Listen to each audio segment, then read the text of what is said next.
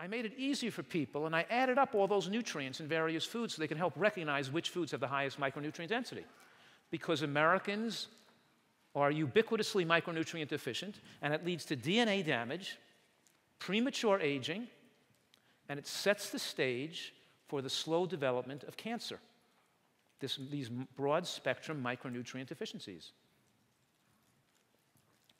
In fact, since World War II, when we started feeding soldiers around the world with Spam and energy bars and concentrated calories and biscuits, after World War II, we started a whole industry of processed foods and fast foods, and at the same time, they invented vitamin pills. We discovered the vitamins and minerals, and people started adding them. They started adding thiamine and riboflavin into Cocoa Puffs. They put vitamin C into Kool-Aid. What do you think happened?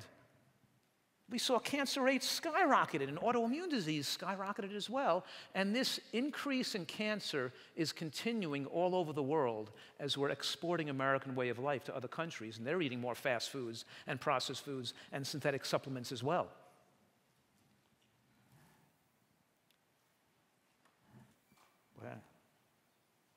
So I put together these ANDI scores, and the word ANDI, A-N-D-I, stands for Aggregate Nutrient Density Index. Aggregate means one number adding up all the small pieces together into one number. And what I did is I added up the 36 different nutritional parameters that the government keeps record of in foods, and I added it all up into one number so you could relatively compare the total micronutrient score of one food compared to another. Now, this is not all you have to know about nutrition. It's just one tool, one aid that can help people make better food choices. And they use the ANDI scores in Whole Foods Market. They put it up around their produce sections of their stores, and they found that it encouraged people to buy more green vegetables, and kale consumption went up by more than 1,000%, and people started making better food choices because it's a motivational tool and helps people recognize the foods that are higher in nutrients. Did you follow me?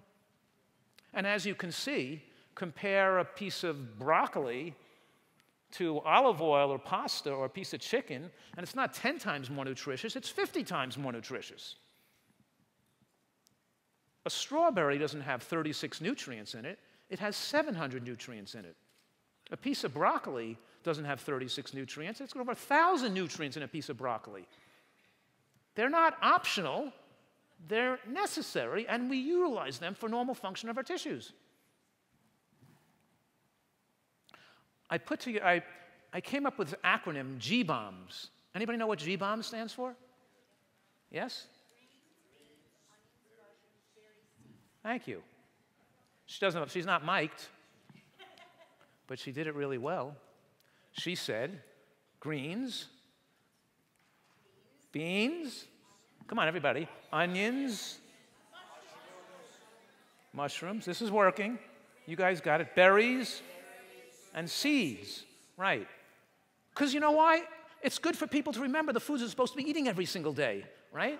Because what I did is I put together all the studies on every one of these individual foods to show people that any one of these foods taken individually, like flax seeds, for example, just one food like that, in a study of breast cancer patients, these were all people who had a diagnosis of breast cancer, diagnosed with mammograms, and they followed them for 10 years, and those who ate actually it was a third of a milligram of lignin from flax seeds, had a 71% decreased risk of death over that 10-year period, dying of breast cancer.